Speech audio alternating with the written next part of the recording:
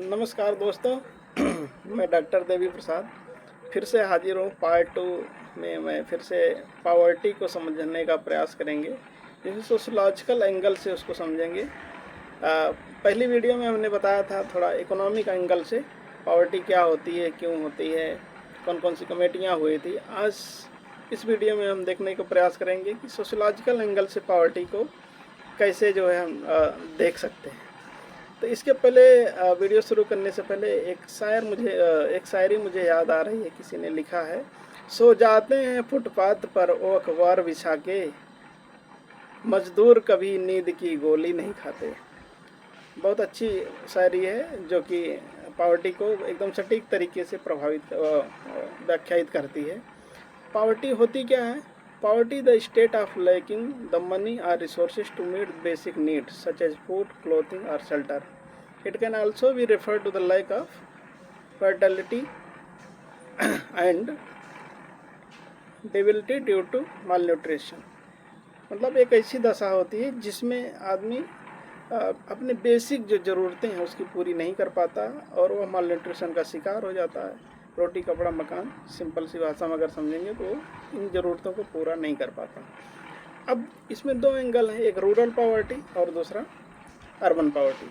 Rural poverty में एक national multi dimensional poverty index MPI जिसे बोलते हैं 2023 में एक रिपोर्ट आई थी। उसमें ये बताया गया कि 19.28% लोग गांव में अभी भी पुअर हैं, जबकि अगर शहरों की अगर हम बात करें तो 5.27% लोग शहरी एरिया में, अर्बन एरियाज़ में अभी भी पुअर हैं। इसी टाइप से मैं एक बार सर्वे करने गया था महाराष्ट्र के कुछ डिस्ट्रिक्ट में, स्पेशली लातूर, चंदवाड़ा।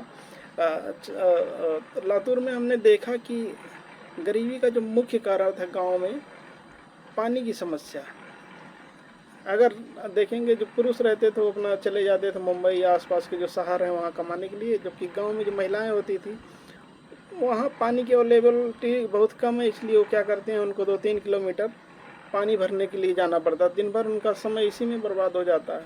पानी की कमी के कारण उनकी फसलें सूख जाती हैं, ना तो जानवर रख सकते हैं ना कुछ, जिसकी वजह से बहुत बड़ी दिक्कतें आती हैं। तो हमारी ज्योग्राफिकल जो कंडीशन होती है वो भी एक उत्तरदायी होता है इसके पीछे, कोई भी जगह में गरीबी रहने मतलब गरीब बने रहने के लिए। अगर अर्बन पॉवर्टी की बात करते हैं तो इसमें मैं देख सकते हैं कि जहाँ गांव में लोग अनएम्प्लॉयमेंट की वजह से या वहाँ जोग्राफिकल कंडीशन की वजह से गरीब रह रहे हैं, उसी तरीके से अगर हम शहर में देखेंगे तो यहाँ एक अलग कारण दिखता है, जिसमें हम बोल सकते हैं जो कॉस्ट ऑफ लिविंग है वो बढ़ती जाती है।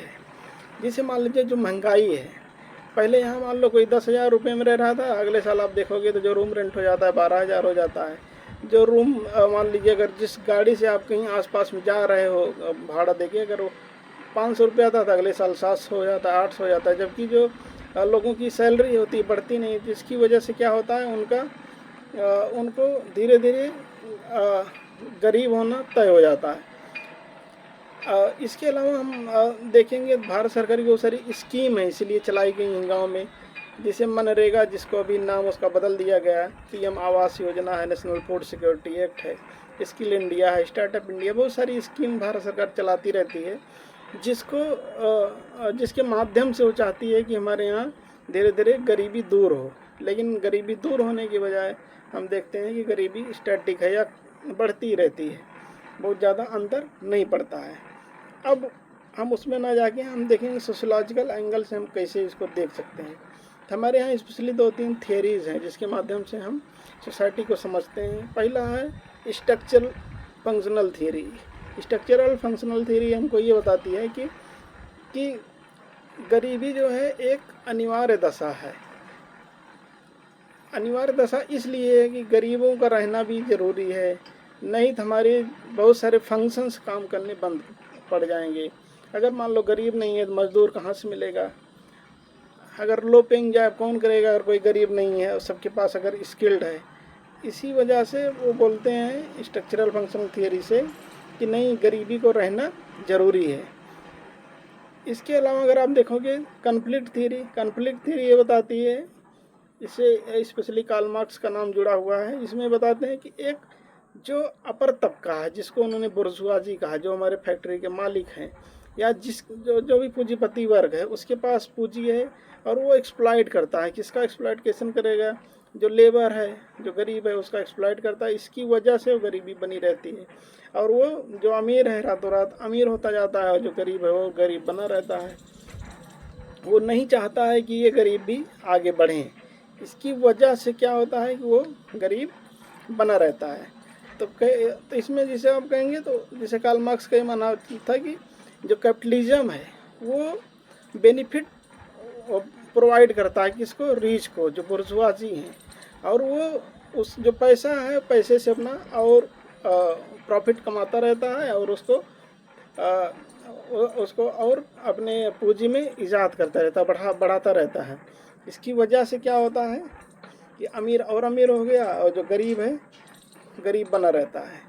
तीसरी इसमें थ्योरी है सिंबॉलिक इंटरेक्शनिज्म। सिंबॉलिक इंटरेक्शनिज्म में क्या बोला जाता है कि ये बोलता है कि जो गरीब है ना, कुछ कारण बस वो काम नहीं करते हैं, लेज़ी होते हैं या अनडिजर्विंग होंगे, इसकी वजह से वो गरीब बने रहते हैं, जो कि ये भी क्रिटिसाइज़ किया गया था। इसके अलावा हमारे यहाँ एक कल्चर ऑफ पॉवर्टी थ्योरी है, ऑस्कर लेविस ने दिया था 1960 में, जिसमें ये बताते हैं कि हमारे जो कुछ दशाएं होती जिसके कारण से कल्चरल जो फैक्टर्स हैं जिसकी वजह से आदमी गरीब बना रहता है। कैसे कल्चरल फैक्टर हो सकते हैं? मान लो कोई गरीब है, कहाँ रहेगा? स्लम एरियाज में रहेगा या गांव में रह रहा है। अब उसके आइडियल कौन होंगे? जो वहाँ आसपास में रह रहे हैं। मान लो कोई स्लम एरियाज में रह रहा है तो क्या प्रॉब्लम होगी?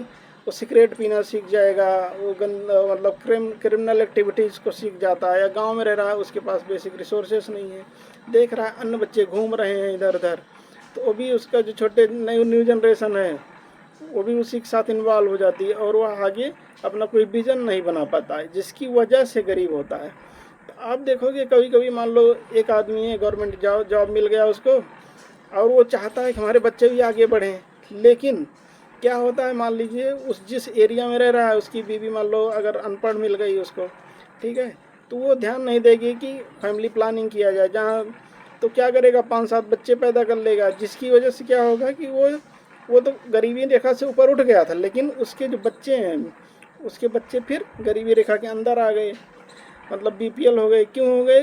क्योंकि वहाँ का इन्वायरमेंट ऐसा नहीं था और इतने लोगों को एफर्ट नहीं कर सकता है कि अच्छे स्कूल में पढ़ाया जाए। आप नोएडा के किसी भी इंटरनेशनल कॉलेज में या किसी भी यूनिवर्सिटी में आप पढ़ाने का प्रयास करेंगे, नॉर्मल फीस यहाँ 1 लाख रुपए होती है, गरीब आदमी कहाँ से इतना पैसा दे पाएगा? तो इसलिए बताते हैं कि जो कल्चर ऑफ पॉवर्टी है ये बहुत इम्पोर्टेंट रोल प्ले करती है किसी को गरीब बने रहने में। इसके अलावा सोशल एक्सक्लूजन थियरी है। सोशल एक्सक्लूजन थियरी बताता है कि जैसे रेस है, जेंडर है, डिसेबिलिटीज़ है, ये सारे फैक्टर्स हैं जो एक्सक्लूड करते हैं किसी व्यक्ति को। जैसे मान लीजिए जेंडर का अगर हम ध्यान दें तो किसी भी आप देखोगे महिलाओं को आप काम करने के लिए लोग बहुत कम वरीयता देते हैं, बहुत रूरल एरियाज में स्पेशली, कि वो सोचते हैं कि महिलाएं घर पे रहें और हम जाके काम करें, पुरुष काम करेगा। तो इसकी वजह से क्या होगा कि जो डिपेंडेंसी है एक आदमी पे ज़्यादा पड़ जाती है और वह परिवार गरीब रहता है। इसके अलावा फेमिनिस्ट थ्योरी है। फेमिनिस्ट बताते हैं थ्योरीज की हमारे यहाँ जो पैट्रियार्कल माइंडसेट है इसकी वजह से लोग जो है ना ज़्यादातर गरीब हैं। क्या? क्योंकि वो जो पैट्रियार्कल माइंडसेट है वो एक्सप्लॉइट करता है किसको? वीमेन को। इसकी वजह से वो गरीब बने रहते हैं। अब इसके अलावा भी देखेंगे तो अगर कॉजेस देखेंगे सोशियोलॉजिकल एंगल से बताते हैं, जैसे स्ट्रक्चरल कुछ फैक्टर्स होते हैं जिसकी वजह से लोग गरीब रहता है। जैसे आप इनइक्वालिटी इन एजुकेशन होता है, जिसे जो भी एजुकेशन की दशाएं सबको इक्वल अपॉर्चुनिटीज़ नहीं मिल पाती हैं, अनएम्प्लॉयमेंट सबको नहीं मिल पाता है, सबका जो है सोशल स्टेटस एक जैसा नहीं होता है, अलग अलग परिवार में लोग रहते हैं कि कोई परिवार अमीर है, कोई गरीब है या किसी कुछ भी नहीं है। तो इस दशाओं में क्या है ना, जो स्ट्रक्चरल फंक्शन है, फैक्टर्स हैं, इसकी वजह से वो गरीब है। इंडिविजुअल फैक्टर्स भी हो जाता है। कुछ हो सकता है कि लोग पर्सनल चॉइस के आधार पर काम नहीं करना चाहते हैं क्योंकि उनको काम करना ही नहीं है या उनके अंदर वो स्किल नहीं आ पाती है।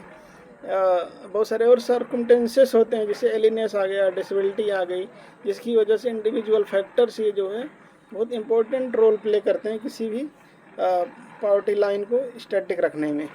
कल्चरल फैक्टर में आप देखोगे तो वहाँ का लोकल जो इन्वायरमेंट होता है, सोशल इन्वायरमेंट होता है, सोशल एटीट्यूड होता है, उसकी वजह से जो है लोग गरीब बने रहते हैं।